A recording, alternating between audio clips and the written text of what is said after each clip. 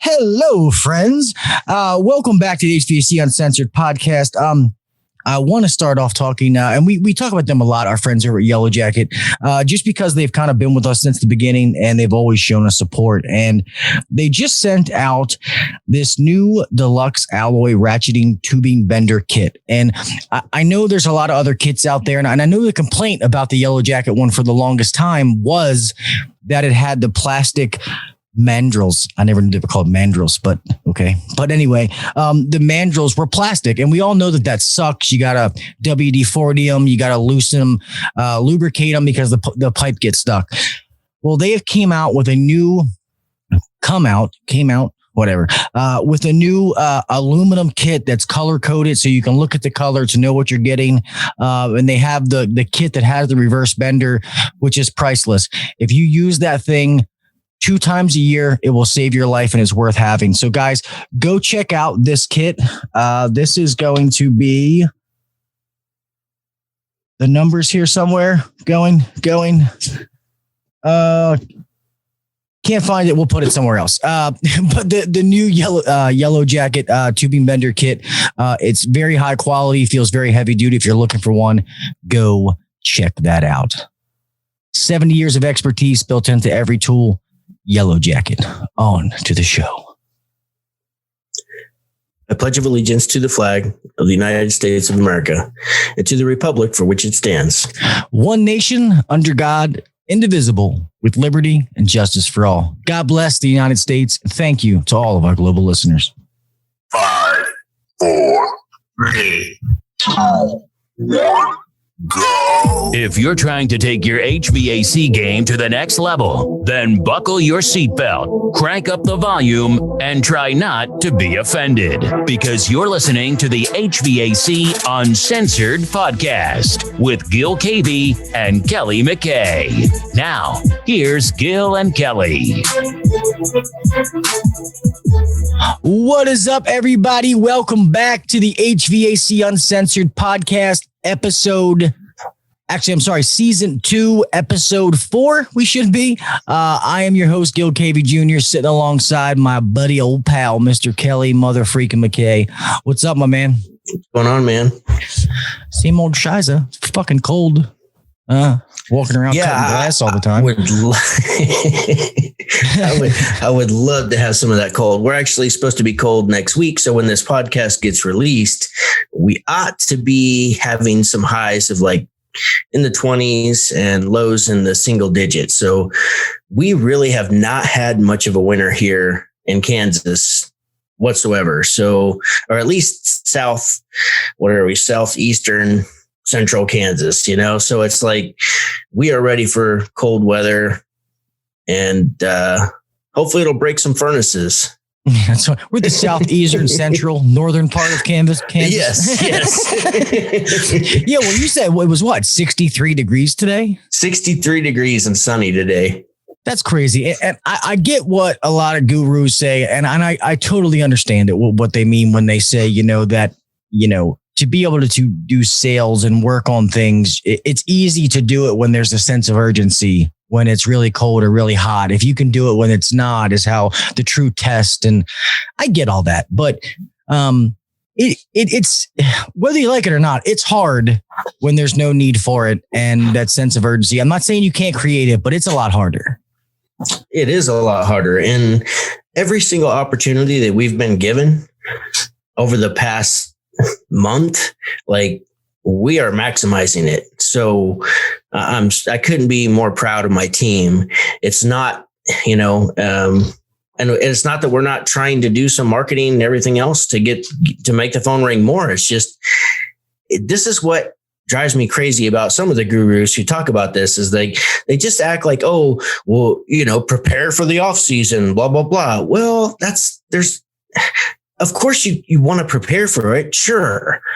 But like, what do you do with 14 people when the phone's not ringing? There's not much going on. I mean, there is going to inevitably be this slow time, this shoulder season. No, I don't care what you do. Like it's either that or especially when you're in a smaller area like we are.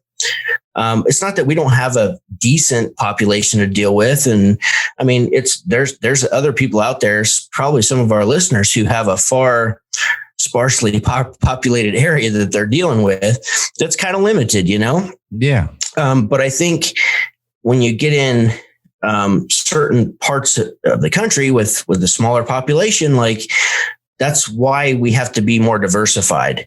Like we have to do more commercial. We have to maybe do some refrigeration. We have to, and we have to add plumbing, stuff like that. Well, your plumbing, since the whole issue, we don't got to go into that, but the whole issue with the one plumber is pretty been non-existent, right? Yeah, he's still out. They're still trying to wean his kid off of oxygen so he can breathe by himself and get enough oxygen. And it's like he's getting better every day. So I'm hoping, we thought we would get him at the end of January, but I'm hoping at least by the end of February, we'll have plumbing back. So that's kind of what we're up against. 6-7 months? Oh, longer? Probably a little longer at this point. Man, they've been in Kansas City for like 4 months now. So they're not even home. Like he's got an RV. So they took the RV up there and they're staying in it close by to the hospital. But I know they're ready to come home. They're so ready to start having somewhat of a normal life. I feel for them. I do too. I don't even know him, and I feel for him. Oh, it's horrible. I'm just thankful that everything's like, the kid's doing well. He's getting better. He keeps growing, which is great. So, I just want our plumbing department back. Yeah. So we're excited. We will be excited to get him back. And I think he's going to be pretty excited to get back to somewhat of a normal life too. Yeah. If you don't mind, I mean, I don't want to put you on the spot. Let me ask you this, because I've told you, me and Ryan are thinking about, we're trying to do that. It's in the process. When you added plumbing, what did you just kind of mass market your customer base? Now we offer plumbing, service. I mean, yeah. And we also put together so we do debriefing, which we've talked about before. So every time the guys finish the service call, they call in the office, just tell us what happened, or, what'd you find? Do we need to reschedule them for additional repairs or some upgrade that we sold, or, did you collect, did you, give them the gift cards and the referral cards? Did you offer a yard sign? Because if they take a yard sign, well, we track that and we make sure to have a drawing at the end of every month. So the customer and the technician who left the yard sign gets like a $50 gift card. So, but Nice. We ask them all these questions. So that was one of our questions that we added to the list is, did you let them know about our other services? Like, did you talk about indoor air quality and duct cleaning? Did you talk about plumbing? Just to make sure that they understood that the customers, just to continue to remind them, just please have this conversation. So if that customer needs anything in the future, they'll call us for plumbing. And then we also added like an 8-point checklist. And I don't have it in front of me. I haven't looked at it for that's fine. 8 months or 10 months. So I can't remember it all, but an 8-point checklist, just a real quick checklist for the technicians to do on our regular maintenance agreement customers.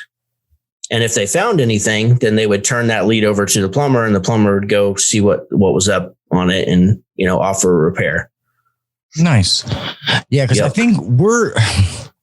I think what we are going to do, because that we do a lot of like ductwork, commercial things, stuff like that we might start more on the plumbing and not even touch the residential side of it.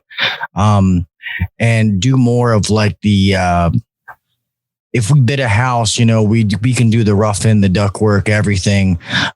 Because I don't know, I'm speaking from what I've learned from other people and other situations, those dipshit brothers that I was in business with for, years ago. Mm-hmm, mm-hmm. I know that plumbers, they used to love those roughing in houses plumbing wise, because it was so easy and they would make so much money so quick. Because you figure once you know how to do it, it's all PVC. I mean, you're just, blah, blah, you know what I mean? And I don't want to downgrade their job. That's not what I mean. But I'm just saying, apparently it was very profitable.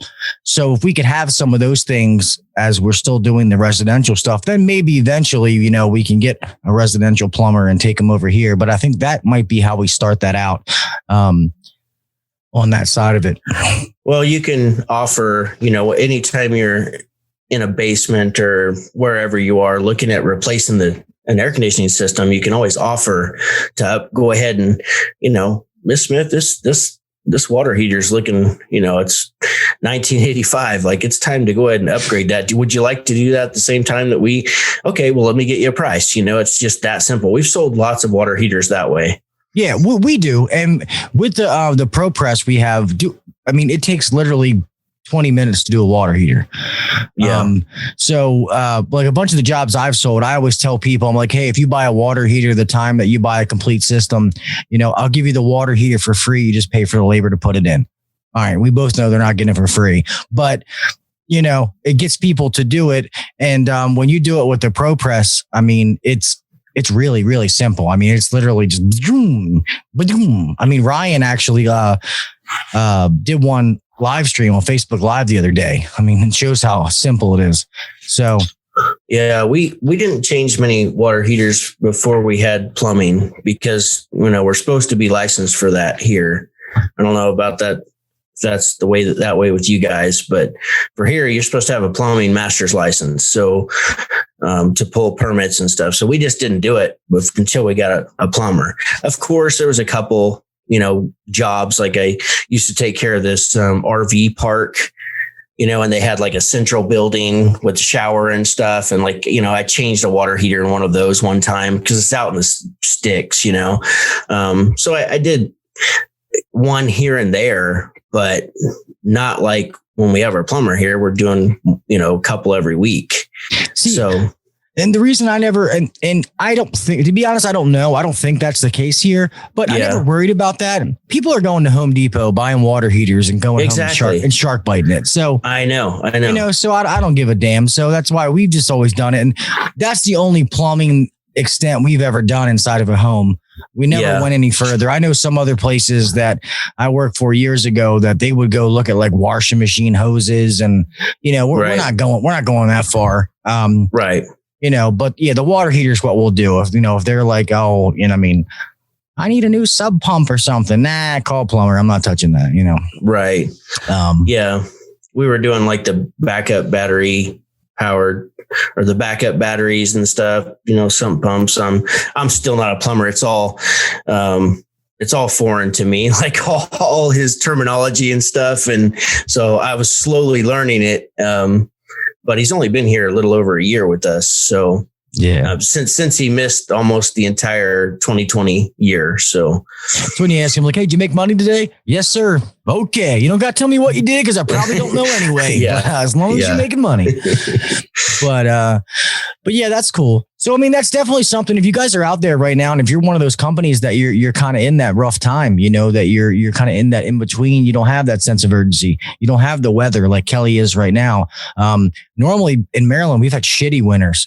Thank God we've got some snow. It's been pretty cold here the last little bit, and we're actually supposed to get smashed again with snow, apparently.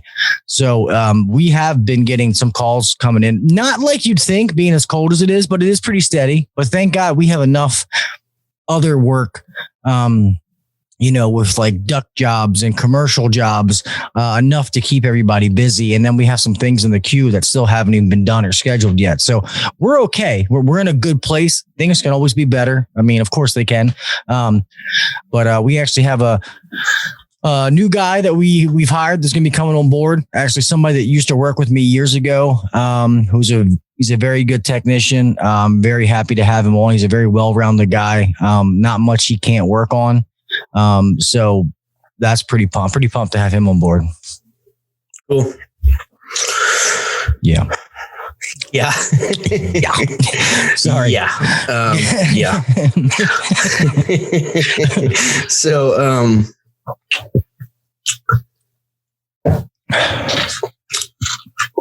I'm going through this leadership class, and this demonstration that I did really resonated. And I'm going to do this with my team, but he had this glass of clear water, and then he had this then he had like a bottle. It was like Coke, but he just had it like wrapped up. It wasn't like showing the label because it was on video.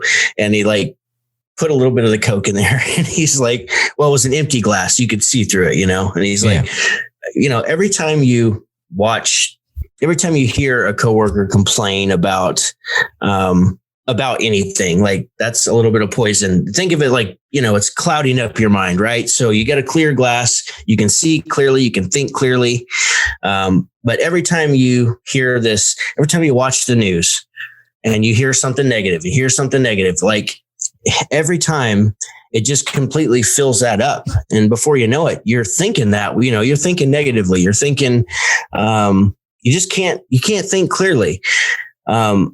But when you go watch something positive, like go listen to something like a great podcast like this one, or like, something positive out there, whether it's on YouTube or a book or something inspirational, motivational, positive, well, that starts clearing out some of that stuff. So then you pour some clean water, into that glass, and now it's cloudy, it's not completely dark, it's cloudy, but you have to keep feeding that glass, which represents your mind, with the water to continue, till it gets clear again, so you can see. So, but that just resonated with me because, the world is an extremely safe place right now, and it's way safer than we give it credit for. If you were to set a child in the US on a street corner, any street corner, how many years do you think it would take for them to be kidnapped?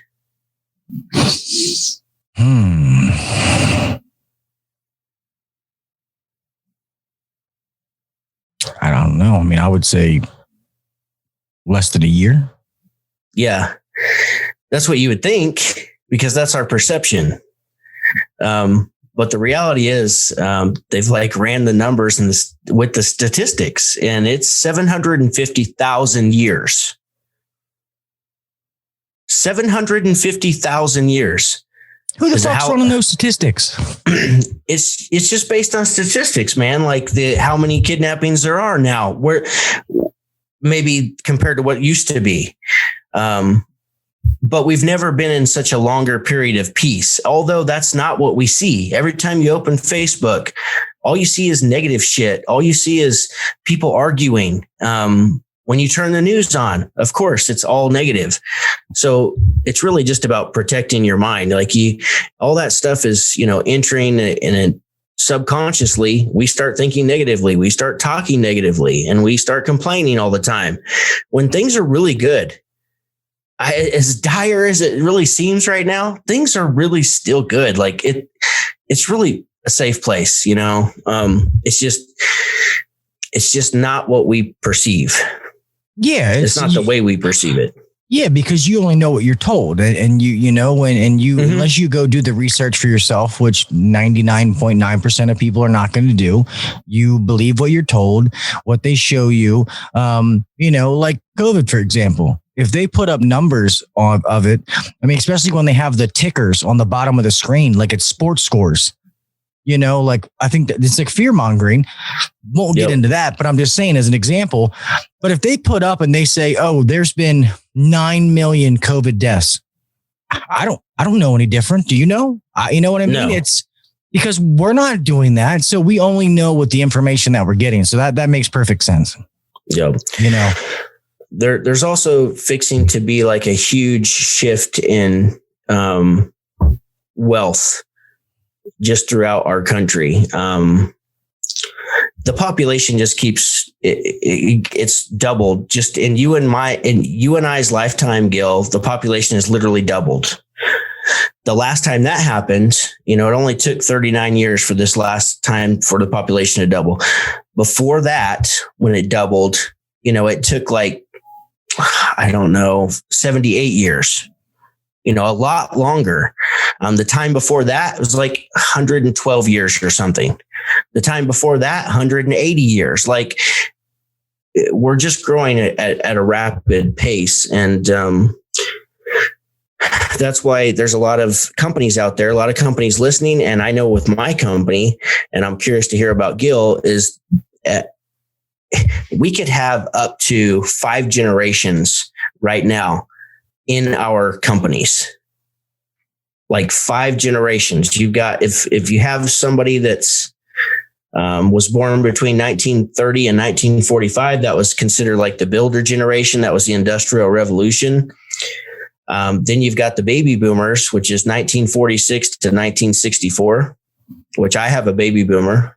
I have 2 of them,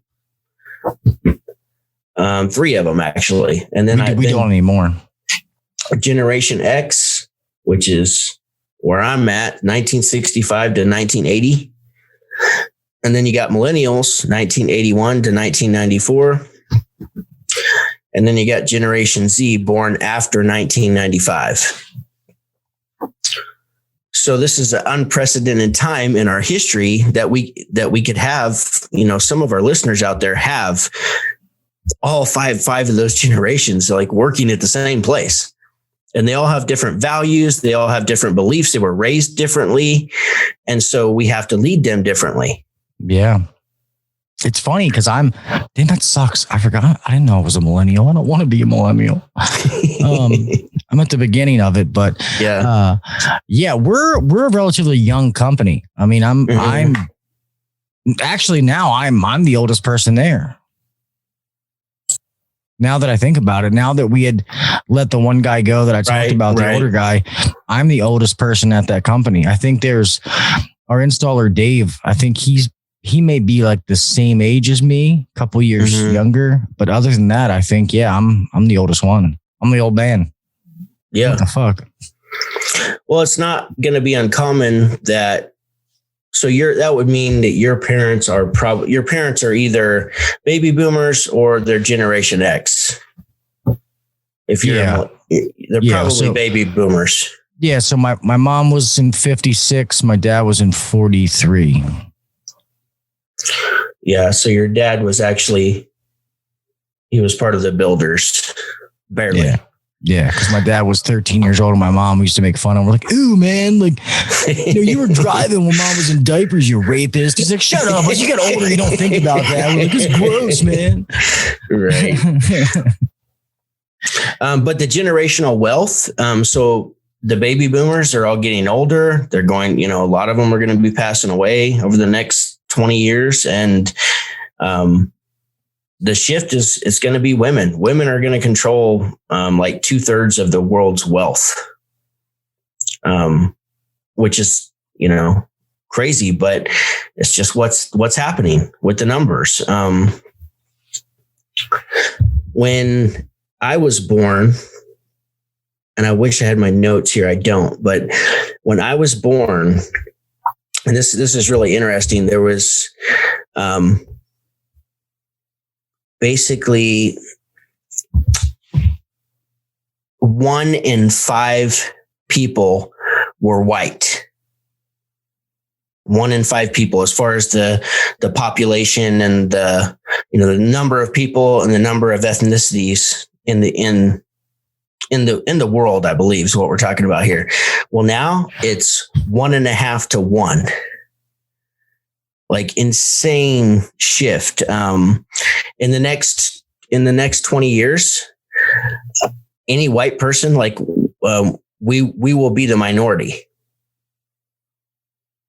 No, I believe it, especially with the droves of people that coming into the country. I mean, absolutely. If the borders are open, I mean, that's slowly going to, it's going to drive up the population. And well, it's just super interesting. It has a lot to do with just the sheer number of like the millennial generation.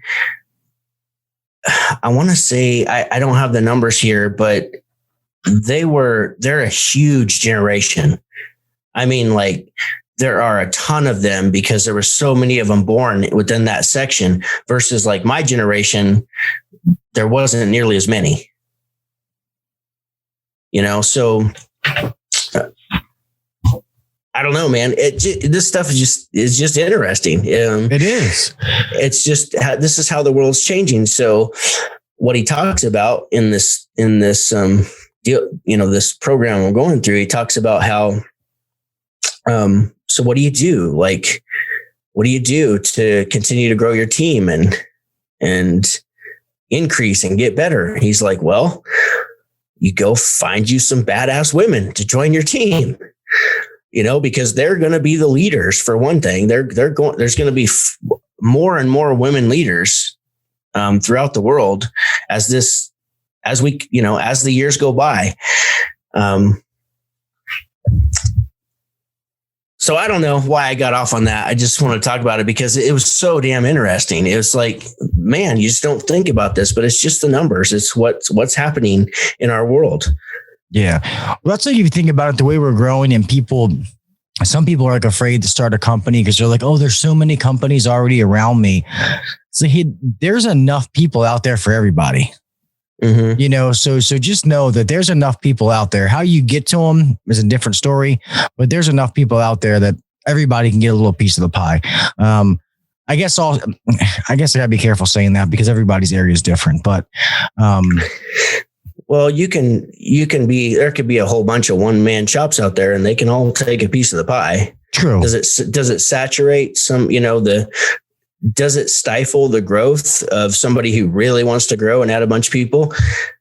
Probably not, because for one, 50 to 80% of them will not be in business after 5 years. They'll either go back to work for somebody or be doing something completely different. Yeah. So it's just the numbers are kind of stacked against you when it comes to starting a business. So you really, there's got to be something internally that I can't describe, to keep you going because it's hard. That's all I can say. Yeah. And if any of you did not listen to the podcast that came out last week, our good friend, Mr. Pete Ramsey, from, HVAC X Factor, HVAC Greatness, at gmail.com, has a course that he is putting out, helping people, those technicians trying to make that jump into being a business owner, to where he kind of helps you get the foundation to get you started off on the right foot. So he is giving all of our listeners a 10% discount code, which is going to be UNC10. So if you have not checked that out, check it out. Email Pete at hvacgreatness@gmail.com and just tell him we sent you and he knows about the discount code. If he'll let you in. I think he was closing it like Thursday, tomorrow. Yeah, so he probably fill it up fast. So yes, actually, by the time you hear this, it's going to be too late. So let's real quickly, I'll just go through this and then we can move on to something different. But so how do you motivate these different generations? Because each one is different. And so I have just a couple of things to talk about. He says, motivation for a baby boomer. And these are just kind of generalities, but oftentimes are pretty darn true. So yeah. It could be like nice office, corner is the best, a title, bonuses, it says monikers that signify status and accomplishment. Then if you go to Generation X, which is 1965 to 1980, things that can motivate them on your team, because I know this can help everybody out there who's managing or leading somebody, and we all need to be leaders. So yeah, if you are in your 30s and you've got a 21-year-old, well, you want to listen because I'm going to show you. We're talking about here. How do you motivate that guy to do what he needs to do if you're working with him? So the Generation X, 1965 to 1980. Their motivation is freedom to work on their own terms, recognition for achievements, and keep it real and authentic. I like that. Millennials or Generation Y, which is born 1981 to 1994, how do we motivate them? It's meaningful work serving people. They want immediate and frequent feedback. Be nice. No micromanaging. Desire change every 3 months. That's kind of, I mean, I don't desire change every 3 months, but the rest of the stuff is kind of, I mean, that's kind of me. Yeah. And I think each generation takes something from the preceding generation, because our parents kind of taught us some of that stuff, you know, so we grow up with that, a little bit of their mentality, but we still have our own thing too. So well, I remember, I told you, my grandma used to always tell me that I was an old soul. So sometimes I might feel like I'm older than I am, you know? Oh yeah.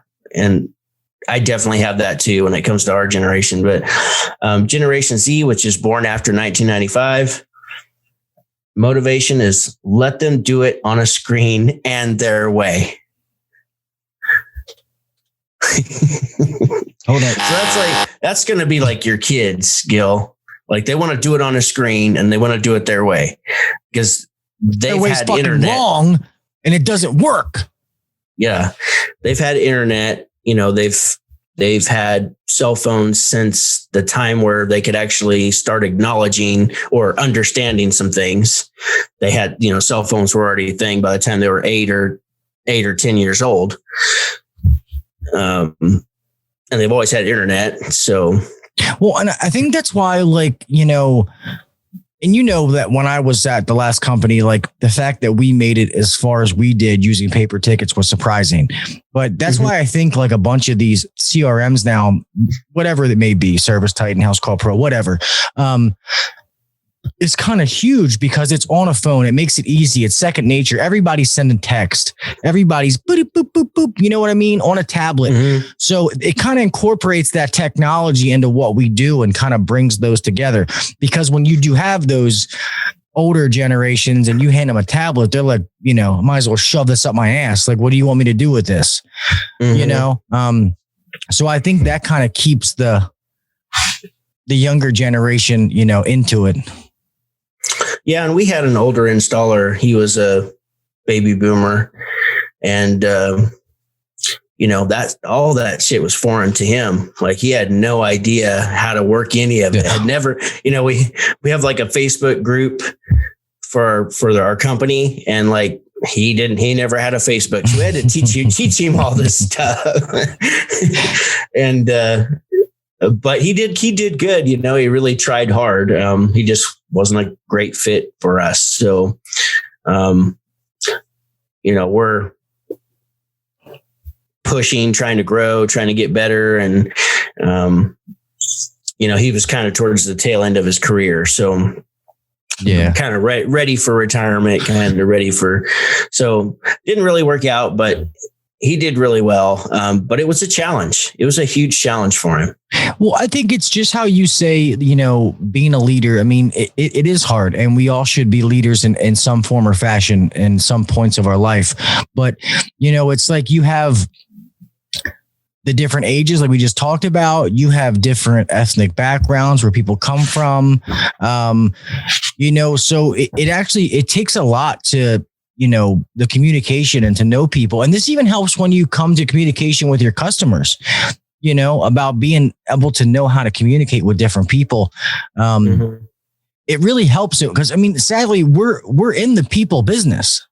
That's really what we're doing. We're finding people. We're trying to fix a problem for them that just happens to be HVAC related.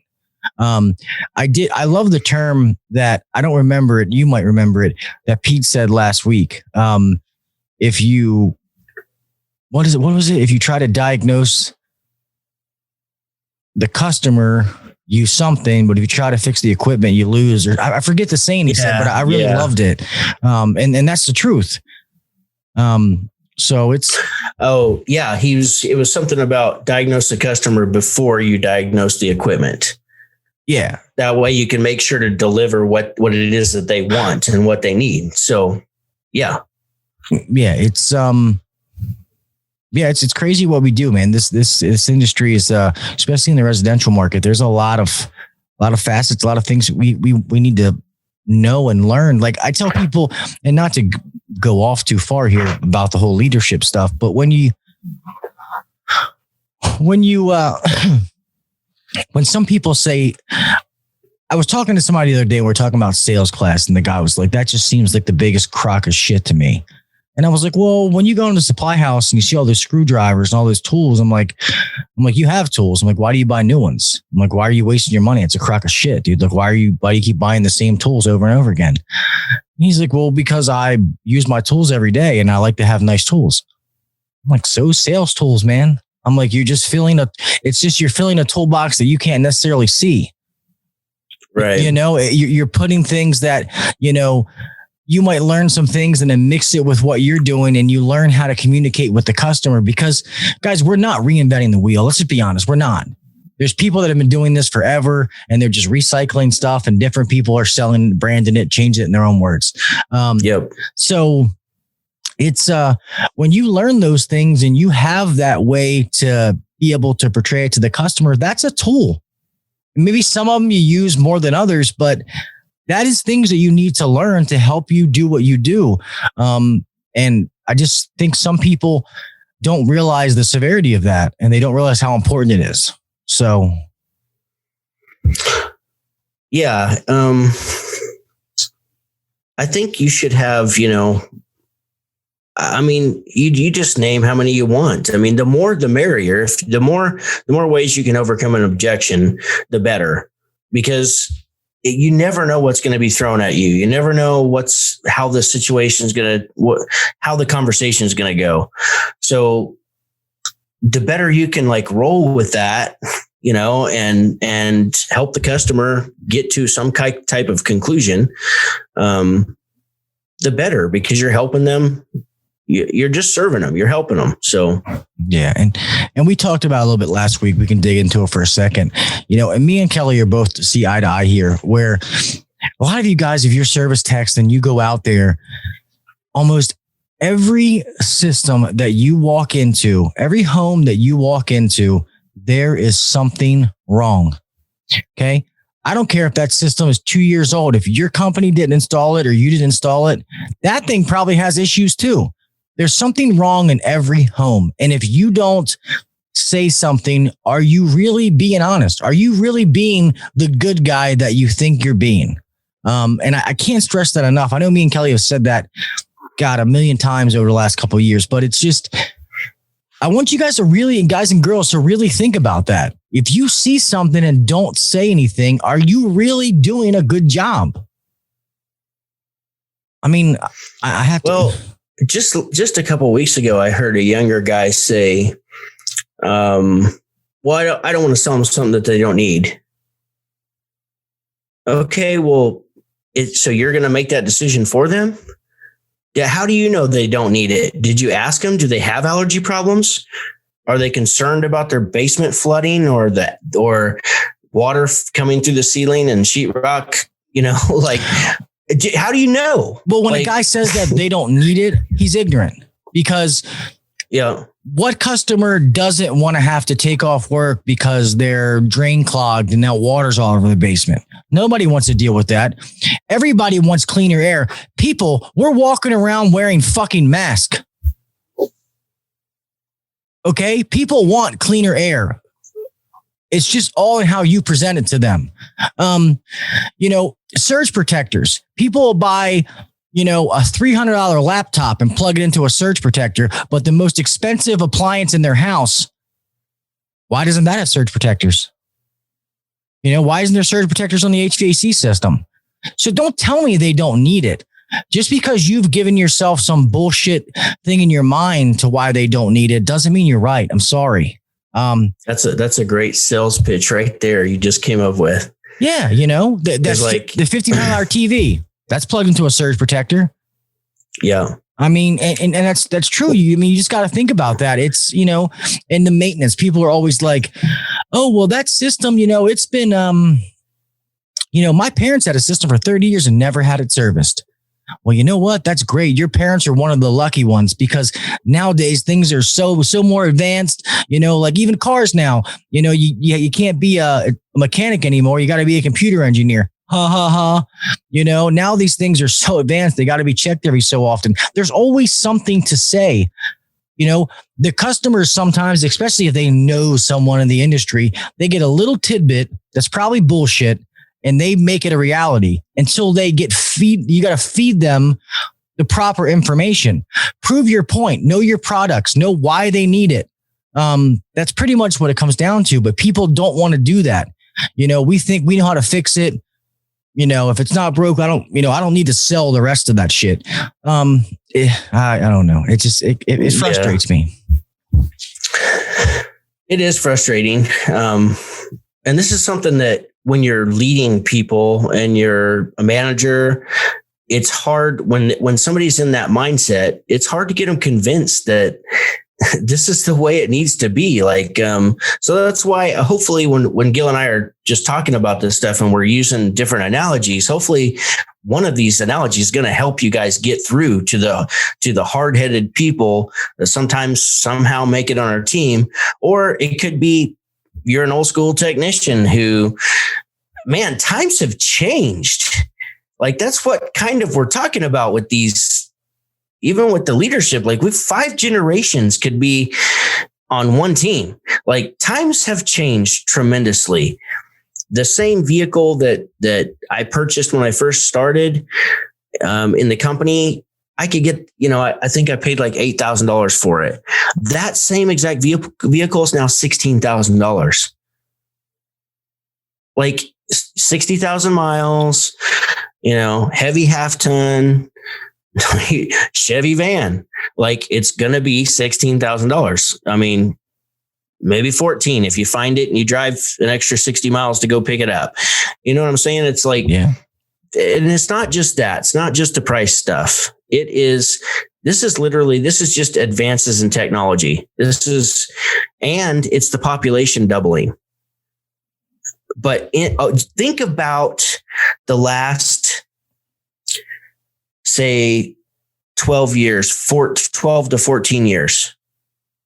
That's a very short time span. Yeah. Facebook was not here. Hashtags were not a thing. Google, it was still the pound sign. Was barely getting any, was barely okay, it was starting to be popular. There was no Twitter. There was all of these things that we have. There was no iPhone. It was AOL. There was no iPhone. It was AOL. Yes. It was dial-up. AOL. Yeah. Take you Nextels. You guys have no clue.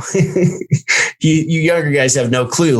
When just to see a chick in a bikini and you wanted to click on that picture, you had to wait 4 minutes for that whole picture to open. Yeah, you would click on it, go grab a drink, take a piss, go get the mail, come back in, and it's just popping up, Finally, yeah. Trying to watch porn back then was impossible. You always got caught. Just impossible. But think of all these things Instagram. I mean, all this shit, it's literally only been here for 12 to 14 years. Yeah. That's it. Because we're in that instant gratification generation. And there was no Amazon. Yeah. And it's funny how you were talking about the different generations. You can tell when people say it's a pound sign or it's a hashtag, yeah. I mean, I guess we use it enough that we get what we know what a hashtag is. Yeah. But to me, it's still a pound sign, but I know what a hashtag is. But you go a little bit further back and those people are like, oh, what the fuck's a hashtag? That's a pound sign, pound right. force. You know what I mean? When you used to call things. Yep. So it's crazy. Anything is always going to be constantly be evolving. You just got to constantly be evolving with it at the same token. Yeah, that's crazy just thinking about that. Yeah, it really comes down to a fixed mindset or growth mindset. Because in 2000 and 2008, when I started the business, I hardly worked on any computer. Like I was in the field for the previous 12 years of my life. We had pagers, we had CB radios, we had, payphones, or you had to call from the supply house or call from the customer's house. I had a laminated map. Yes. That's what I used to find my locations. People don't know how to read maps nowadays. No, I was telling my son that. I said, you kids now, GPS, which is great. It's a lifesaver. Oh, it's awesome. But back in the day when you had to read a map and, when you were doing commercial stuff, it's different because you could pull up and, to a gas station, like, hey, is there a Walmart around here? But you can't pull up to a gas station and say, does Miss Jones live down the street? I don't fucking know. So it's totally, totally different as far as, and I remember a lot of that. That's crazy. I didn't mean to interrupt you. No, it's just now when you think back, you think about how it was. I can't even remember my handle, but I'd go out to the truck and say, 7022 to base or whatever my number was, and they would say, yeah, go for base. And then I would have to ask a question or, hey, is John in there? I got a service question. I'm not sure what to do here. Or something, we didn't have smartphones to just look up information like right there when you're on the call. You're just fucking stuck there. Yeah. Until you could get a hold of your service manager. It's just different times. Yeah. It's funny you said that. Yeah. Because my dad, the company he worked for, that restaurant chain, the beginning chains were called White Coffee Pot Juniors, Horn and Horn, Cactus Willie's restaurants. But my dad's, I think, was like Mr. Coffee or something like that. We used to make fun of him. Was his handle on the CB? Yeah. I never had to do the CB. I think I missed that because when I first started working with my dad, it was like the brick phone, yeah. With the solid antenna. Yeah. And that's what my father-in-law had when I got started. And he was the only person I knew with the cell phone that you actually carried around. Like no one else really had them. It was business people. And other than that, one of my friends his mom had one of those car phones in the case. Well, that's what I was going to say. I think, what was it, like the late 80s, early 90s? Like you could get the car phones, but it was like that case, but you didn't really get like a mobile phone. And I'm going to say in like 95. Yeah, it would have been 95. In that area was when it was that little brick with the little tiny flip thing to talk into. His was just kind of the narrow brick, Oh, with the long, yeah. With it, I mean, the antenna was only, I don't know, 3-4 inches, but it was a solid antenna. You could have fucking spabbed somebody with it, though. Oh yeah, he put the whole thing in his back pocket. It was like carrying around literally a brick, But back then, like the cell phone, I can't remember what he was paying, but it was really expensive. It was like he paid $600 to $800 a month for his cell phone. Oh, I believe it. I mean, because it was new and it was expensive, but it wasn't saved so much time. It wasn't, the cool thing everybody was doing. I mean, that was what was setting you apart. Not everybody could do that. I mean, when my dad got one, I used to like call the house like, hello. Yeah. Oh my God, I'm talking to myself. Oh, yeah. Yeah. But it wasn't but 3-4 years after that. Now that would have been like 2000, 2001. Then everybody had a cell phone. I mean, you couldn't drive down the road at that time and still to this day and not see people on their phones. Yeah. I remember like back then it was those little Nokias, but that's when Nextel became huge. I remember everybody had Nextels with a little boop, boop, where you can call people or you could do that little. The walkie talkie. Yeah. That I remember Nextels were huge. And then that just kind of, I think Sprint bought them. They merged with Sprint and then they slowly, like everybody got sick of that because it was like the text message and, the data plans and all that kind of shit. That was no longer. Oh, cool. Yeah. Text messaging, you used to have to punch the number like to the right letter. You had to type every letter. So it was rough. I know my wife had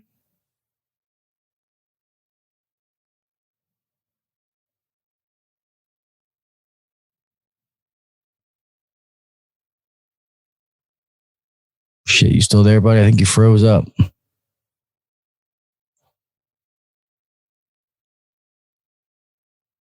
Kelley. There you go. Now I can hear you. Yeah, there you are. Gotcha. But you were saying your wife what? She had one of those slider phones and it had the whole keyboard on it, which was like, oh, that was called the Sidekick. Sidekick. Yeah, the T-Mobile Sidekick. Yeah. I remember that. Why? I don't know how. I don't know why, but I somehow remember that. So it's I guess the whole point of all this is just that, a lot has changed and a lot has changed in business in the last 12 years. And what used to work, what used to be, just the norm as far, and businesses could thrive back then, just doing normal processes, just running service calls, just doing repairs. You could thrive back then, but I'm telling you, you cannot thrive right now. If you aren't customer focused and you're not taking the blinders off and looking for everything possible that you could offer to that customer. If you're not doing those things, you will not survive. And I don't mean that in a mean way in any way, shape or form. But if you haven't wrapped your mind around this, that the old way, it's just going to be hard. Well, and the other thing we need to bring up is how you named all those different generations and said how being a leader and trying to manage those people is all different. It's also different to sell to those people. They're all different customers. Yep. And what you need to give to satisfy those different customers, it's all over the board. Those younger customers, they don't want to call to set up an appointment. They want to set it up online. They don't want to talk to anybody. They want to text when you're coming out. They don't want you calling them. So, and millennials are the homeowners right now. Yeah. They're all buying homes right now, or they've been in homes for a while. So believe it or not, that's like that right now. That it's going to make up the biggest portion of your customers. It's going to be millennials. Oh, sorry. And you guys, you always got to try to stay ahead of the times, because if you start doing things and everybody else is doing it, you're too far behind. I'm not saying reinvent the wheel, but you want to try to stay up on it as far as what you do, as far as how you're getting your customers, how you're marketing, the marketing strategies you're doing, the things that you're offering that the other companies aren't doing. And if you're doing the same things, like I always say, make sure you're doing it better than the other companies. But yeah, we've been talking for a little bit, man. Let's close this out. I know we did a little different tonight, man. Me and Kelley just got to talking about some different subjects in the trade. And hopefully it was a little change of pace, get your mind off of things. We live in a crazy world right now. So just trying to think it back, doing a little blast from the past, talking about some different things. Hopefully you guys benefit from that. But yeah, I did a video a while back on YouTube, and it was because Rick, who is my general manager, he kind of coaches another company, and they had went up against a bid, and the bid was like ridiculously low. And they were like, what the crap are we, how are they even doing this? And I just want to say for the record that same company just laid off like a whole bunch of their people, which they're a small company anyways. So they probably laid off more than half the people, and they're not a very big company to begin with. So, and I can tell you why. It's because of the way they were pricing their installations. So it just goes to show you that, and I don't know why I'm bringing that up. There's just a reason behind it. That's all I'm saying, is that if you've been pricing stuff too low, it's just going to create pain and struggle. So I know there's some people out there because we're super slow, and I know there's some other people out there that are slow or going to be slow because this is and typically it doesn't come till the end of February. Normally it's March and the first part of April, and then we're in full blown like maintenance season. But it's been early this year, at least for us in Kansas. It's come early, the slow time. And our winters just may be showing up here for the first time next week, like frigid temperatures. But my main message, and I know I'm not trying to ramble here, my main message is you've got to just some things are just outside of your control, guys. Just remember that. Like, don't focus on the stuff that you can't control. Just shift your focus to what you can control.